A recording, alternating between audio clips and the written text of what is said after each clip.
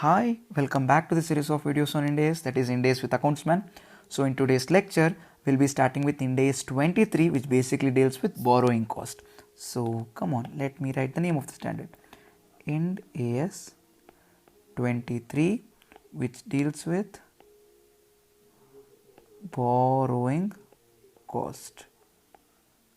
Yes, as we get started with the standard, usual questions that we ask ourselves, that is what, when, why and how.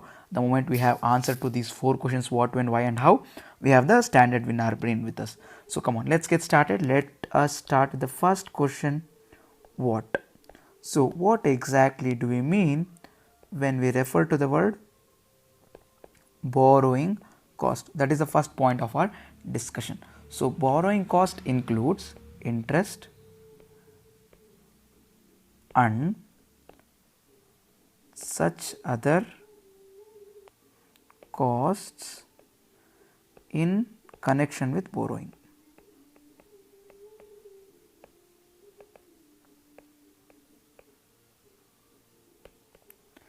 Usually borrowing cost means like borrow, you borrowed some money from someone. So when you borrow that, you cannot repay the exact amount what you borrow. Now if I borrow 100 rupees from you today, when I repay, I won't pay you 100 again. If I pay you 100 back, then what is the point of you lending that money to me? We are not friends, no, it's business. So when you basically give that money to me 100 and I return little more than 100, so that becomes my cost for the borrowing that I basically made. And we usually regard such borrowing to be interest. But interest is not the only item that might be the cost for the purpose of borrowing. There can be other costs in relation of the same also.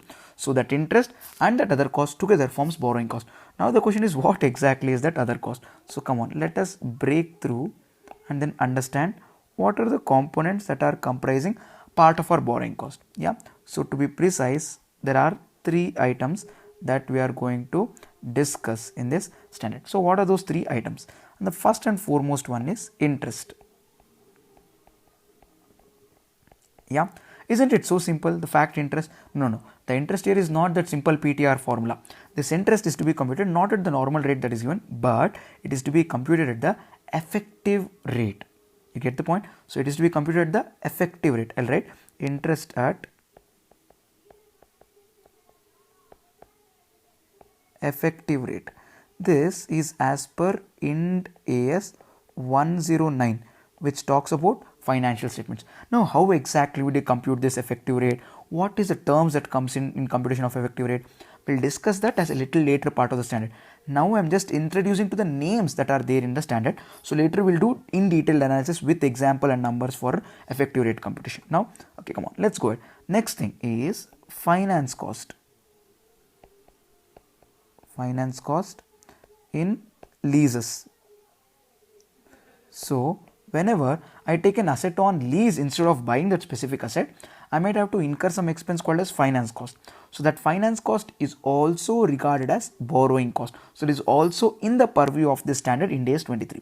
But this finance cost and Ind AS 23, we'll read it in detail in Ind AS 16, which is now replaced with Ind AS 17, usually dealt with our leases. But right now we have a new standard which has taken over, that is Ind AS 116. So when we read this Ind AS 17 or Ind AS 116, we'll understand the leases in detail, but to the extent required in our Ind AS 23, I will be covering it in the later part. So this is the second part of our standard. And the last part is exchange difference. What is exchange difference? When I say exchange difference, I am referring to forex, yeah, foreign exchange difference. But in the standard that we discussed previously, we discussed that forex difference in detail, isn't it? Now why will forex difference be called as borrowing cost? I will answer that question a little later when we take up the exchange difference in detail. So exchange difference is considered as borrowing cost to the extent that borrowing cost, so to the extent that forex difference is compensating borrowing cost or compensating interest. I'll write it, we'll deal with it in detail little later. Yeah, exchange difference to the extent it compensates interest. Yeah, this is a very interesting discussion. I love this part, my favorite part of the standard. Yeah, let's get in touch with this later. But this is read with Ind AS 21. So this part is there, no, This has to be read with our Ind AS 21. By now, we already covered this Ind AS 21 in the previous video. You can always go back to the description to find the links to the video on Ind AS 21, that is effects of changes in foreign exchange rate, and then cover it. And however, so these are the 3 items which are covered in the standard. Now, once I tell you those items which are covered in the standard, it is also my responsibility to make you aware of those things which are excluded from the purview of the standard. So what I'm going to discuss next is what are the items which are excluded from the concept of borrowing cost. So let me write exclusions.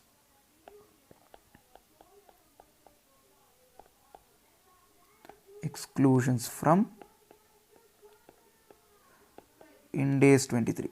What does Ind AS 23 deal with? Borrowing cost. So come on, let us see what are the items which are excluded from the purview of Ind AS 23, that is borrowing cost.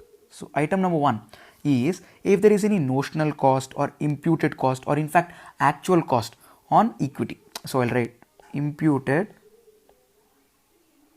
or actual cost on equity. Equity here is our equity share capital. Now that actual cost is there, no, the dividend that we pay to our equity holders, it is not borrowing cost. But if you can remember, when I started with this specific exclusion, I started with this word notional cost. Yeah, notional cost. So why did I tell it as notional cost? Because the notional cost here is interest. See, we might talk about this concept as what is opportunity cost, the better word is. Yeah, don't we refer to this as opportunity cost? See, if I take the loan, I would have to pay interest. But instead of taking the loan, if I issue shares, from that money, if I run the show, then what would happen? I am saving on that interest cost. So that interest cost, whatever is saved, is the opportunity cost. So can I regard the dividend paid on my equity shareholders as my borrowing cost? The standard says no, you can't do that. So any expenditure incurred on issue of equity shares or what is it, the dividend of equity shares or anything of that sort will not be regarded as borrowing cost, and it is never part of our borrowing cost concept. Meaning it should be actual borrowing. It cannot be like notional. You get that? And equity and borrowing are distinct things. Next comes a very interesting discussion with regard to preference shares. Now, preference shares under accounting standard era was considered part of our share capital, whereas Ind AS makes us understand that preference shares is not part of share capital. It is more or less like a liability, because now if you see, previously we used to say debentures are liabilities, preference share capital and equity share capital are share capital, whereas preference share behaves more like a debenture and less like an equity share capital, because the amount of money that is to be repaid on preference share redemption is prefixed, and the date on which you need to repay the money on preference shares is fixed, and amount of dividend that you should pay on a preference share is also fixed. So it is acting more like a liability and less like a capital, as the date of redemption, the amount to be paid on redemption, amount to be paid periodically by way of dividend are all same. So dividend paid on preference shares is an expense which is charged against the income and not appropriation of income. And preference share is not part of share capital, it is financial liability. So that is the kind of concept that Ind AS puts into the thoughts or puts into financial statements. So equity, whenever we pay imputed or actual cost, it is not considered as borrowing cost. Now what is it with respect to our preference share? If there is any cost on preference share, that will be covered under borrowing cost. So what will be not covered? What is not covered is actual or imputed cost on preference shares which are not financial liabilities. What do you mean by preference share not being a financial liability? That is irredeemable preference share. Our Companies Act says that you cannot issue irredeemable preference shares, but if there is a concept of irredeemable preference shares and the company has issued them, then in such a case, such preference shares will not be regarded as our financial liability, and as the preference shares are not financial liability, then actual cost incurred will be in the form of equity, and that will not be part of our borrowing cost. So simple thing, actual cost on preference shares which are not financial liability are not covered in the standard. Now what if there is convertible debentures? I am not going to talk exclusively about debentures, because debentures are borrowing and interest paid on debentures will be part of my cost and they will be covered. Now what if I have convertible debentures? Convertible debentures means debentures which over a period of time will get converted to shares. Now with regard to these debentures, there are basically two parts. One is equity portion, other one is debt portion. Debt portion is that portion which will not become equity, which will be paid in cash on redemption, whereas equity portion of convertible debentures is that part which will become equity share. So with regard to this equity portion, whatever is there, yeah, borrowing cost will apply. Sorry, with regard to this debt part, whatever is there, it will be part of our borrowing cost. With regard to this equity part, whatever is there, borrowing cost will not apply. So we need to segregate the entire expense on convertible debentures into equity portion and debt portion. Such part which is belonging to equity is not part of borrowing cost because it is like capital in nature, and whatever part which is like debt, that portion becomes our borrowing cost. Same thing applies to our preferential share capital which is convertible. Yes, you get that? So come on. So the next thing that we need to discuss is the next exclusion from the standard. So the next exclusion from the standard is agriculture. Yeah, because we have a specific standard covering agriculture, that is Ind AS 41. So with regard to agriculture, if items are recorded at fair value, such increase or decrease in the fair value will never be covered under Ind AS 16. You get that? It's straight away covered under Ind AS 41. So with regard to that, borrowing cost concept won't come because you're straight away recording the asset at fair value. You are not considering the cost only. See, the borrowing cost concept says that you need to capitalize that part of borrowing cost, whereas the capitalization of cost won't come into picture here because under agriculture, straight away that particular agricultural asset is recorded at fair value. Now I need to tell a little more in detail about this. What if there are bearer plants, and what if that particular agriculture item is not a bearer plant? Now if that particular asset is a bearer plant, then what happens? We need to see whether 16 applies, then 23 applies, then 41. 16, 23, 41. Okay, come on. So let us go. With respect to items which are covered under, which are bearer plants, accounting standard 16 will apply and accounting standard 41 will not apply. So when 16, that is property, plant and equipment applies, borrowing cost 23 will apply. Whereas if the items are not bearer plants, then what would happen? Accounting standard 16 is not applicable to them. Then what is applicable? Accounting standard 41 is the item that will cover. So accounting standard 23, borrowing cost, is also not applicable. So what I am trying to tell here is, with regard to agricultural items or any other items, only if those items are covered under Ind AS 16, that is PPE, then it will be covered under borrowing cost. If not, no. So items which are covered under Ind AS 16 PPE are covered under Ind AS 23 borrowing cost. If the items are covered under Ind AS 41, that is agriculture, they are out of the purview of Ind AS 23. What we need to note here is I am telling that whatever is covered under 16, property, plant and equipment, is covered under borrowing cost. I am not telling that in order to be covered under borrowing cost, it should be covered under 16. No. 16 is right. Yeah, 16 is not the only gateway to cover for, what is it, 23. Even if the item is covered under Ind AS 2 inventories, it can still be 23. So this is just for our understanding. If an item is covered under 16 or 2, then it will be covered under Ind AS 23. Or if an item is covered under Ind AS 41, that is our agriculture, then they will not come under our concept of borrowing cost. So specifically Ind AS 41, if it is covered as agriculture, then it will not come under our borrowing cost concept. You get that? Yes. And again, that doesn't mean that always whatever is covered under 16 will come here. No. There are specific other exclusions and inclusions that we need to see little later. So as I've told you about agriculture, come on, let me do the next point, that is with respect to inventory. Yeah, if you ask me a question, sir, whether inventories which are covered under Ind AS 2 are covered under Ind AS 23, I will say they are possibly, they can be covered, but there is no condition that they should be covered. You get that? So those inventories which are repetitive and produced in large quantity. Large quantity production. Yeah, those inventories which are produced in repetitive nature and in large quantities are not covered under borrowing cost concept. You get that? Those items which are not repetitive in nature or not produced in large quantities are covered in Ind AS 23, that is borrowing cost. This is irrespective of They taking substantial time. See, we usually have this word, no, whichever asset takes substantial period of time to be set up, then that borrowing cost will be capitalized. We usually remember that from Ind AS 16 also, sorry, accounting standard 16 also.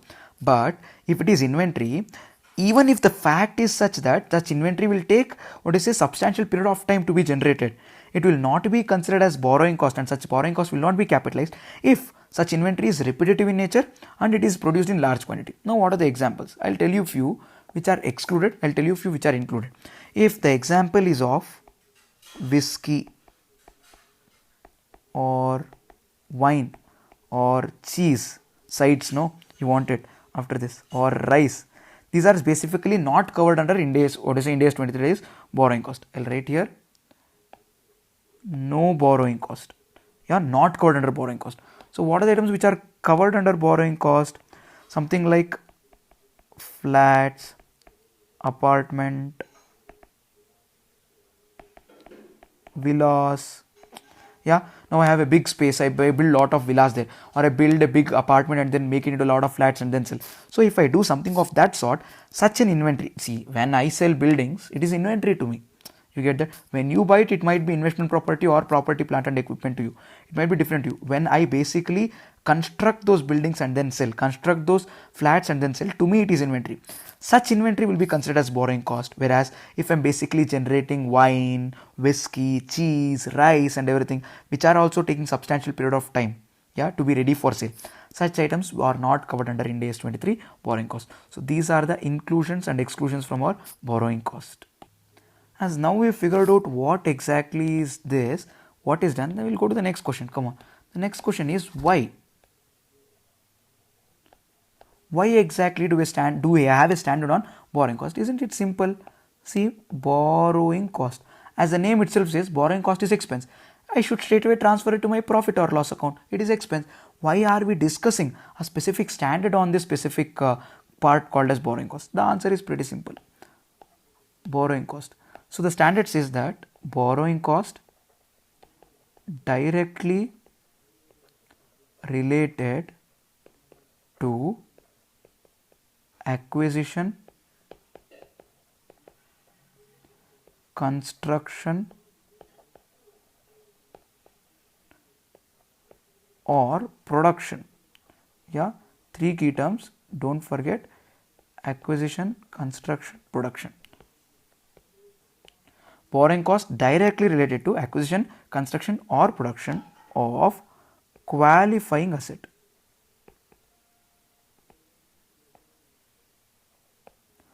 Should be okay. Qualifying asset included in cost of the asset. Yeah, so this is the exact terms that the standard basically says. It says that borrowing cost which is related to or directly related to acquisition, construction or production of a qualifying asset are to be included in the cost of the asset. So we usually go by the concept of borrowing cost expense transfer to P&L. That is not the case here. Borrowing cost should be capitalized in this case. So what is it? To be capitalized. Okay, there are certain conditions that will come by. It's not like generic statement. So it is to be capitalized to an extent. So this is why we have to discuss the standard to understand how much of the borrowing cost is expense, how much of the borrowing cost is to be capitalized, when do we capitalize, how much do we capitalize, how do we compute the amount to be capitalized, when do we reverse it. Yeah, that's the entire discussion that we're going to do in the standard. So there are few terms that we discussed in this particular part. The first one is qualifying asset. Now what exactly do we mean when we refer to this word qualifying asset? So come on, without wasting much time, let us discuss the term qualifying asset here. So the current discussion is with respect to the meaning of qualifying asset. So I'll write here qualifying asset. Now what do you mean by qualifying asset? Firstly, I'll define the word asset to you. I had defined this long ago, if you remember, in one of the sessions on Ind AS only. So asset is a resource. What exactly is asset? Is a resource on which we have control. Yeah, we have the control. Control is with entity, meaning our organization. Yeah, arising from past event. So this asset should be arising from past event, meaning in the past I bought this, I paid money and I got it, so it is my asset now, arising from past event, and then gives future economic benefit, then this will be regarded as an asset. So any item which is a resource to an entity, on which the entity has a control, which is arising from the past event but gives us future economic benefit, is considered as asset. So when is this asset a qualifying asset? Should it complete chartered accountancy examination to be called as a qualifying asset? No. What exactly do you mean by qualifying asset? So in order to call an asset as qualifying asset, it should take substantial period of time to be set up so that it can be sold or it can be used for the purpose it was intended. So asset, I'll write it in a different color so that we will not get confused. Asset which takes substantial time to be ready for sale or to be, okay, I've written to be used for intended purpose, or what is intended purpose, intended use. So what I'm trying to tell you here is there are two things. One is being ready for sale, second one is being ready for intended purpose, because I told you qualifying asset need not be PPE.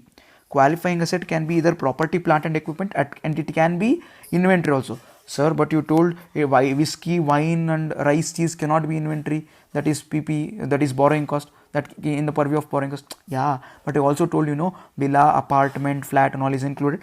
So with regard to those, so that asset should take substantial period of time for it to be ready for its sale. Now if I have to sell that flat, the flat should be ready. In order to make the flat ready, I need to incur a lot of expense, I need to construct it.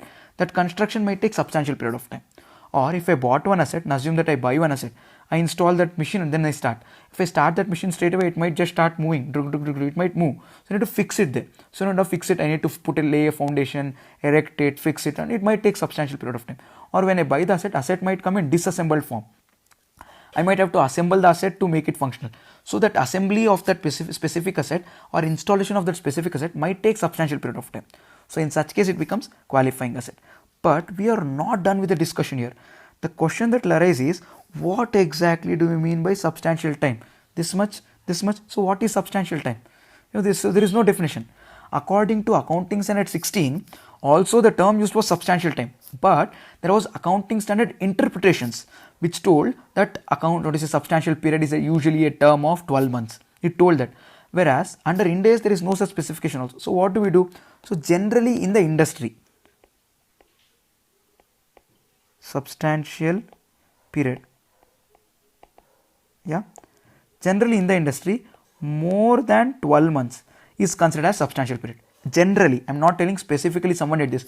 Generally, but there are a lot of circumstances where I've observed it. I was we can observe it from the financial statement that we see, and even I've observed it over a period of time that a lot of entities in certain circumstances they take 8 months, 10 months, 11 months, 9 months also as substantial period, and they've capitalized the borrowing cost. Is that allowed? Definitely yes. Sir, but why? Because Ind AS opens this era of judgment. Management can judge what exactly is a substantial period here. It is not a rigid rule given by the standard here. You get the standard is not law. Yeah, standard opens up the brains of the professionals to judge and then choose what is optimum for that situation. So we are allowed to do what is a management judgment, or we can call it professional judgment is allowed.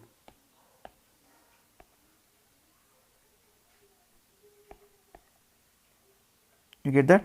So usually in the industry, anything greater than 12 months is considered to be substantial period. However, management can decide and choose any other period that is lesser than 12 months also as substantial period to capitalize that amount of portion with regard to such asset as borrowing cost to be capitalized and included in the cost of the asset. So that is there that we discussed. So when we construct and when we produce when we basically produce a specific item like what do you say, our flat or something, we might take more than 12 months as a period. When we construct a specific asset also, we might take more than such period. Here comes a very interesting discussion in this entire definition, that is acquisition. Now when I acquire something, that acquired item will not consider an half asset, no, I will buy the entire asset as on acquisition. Yeah, when I take that entire asset on acquisition, or when we go back here, when I told you lease here, I will not take an half constructed asset on lease, no, we have a separate time to discuss that specifics in it. But when you take something on lease, you will not take a semi-finished asset as lease. So you take a completely constructed asset as lease. So when you take that completely constructed asset on lease, when you acquire it, how can there be borrowing cost to be capitalized?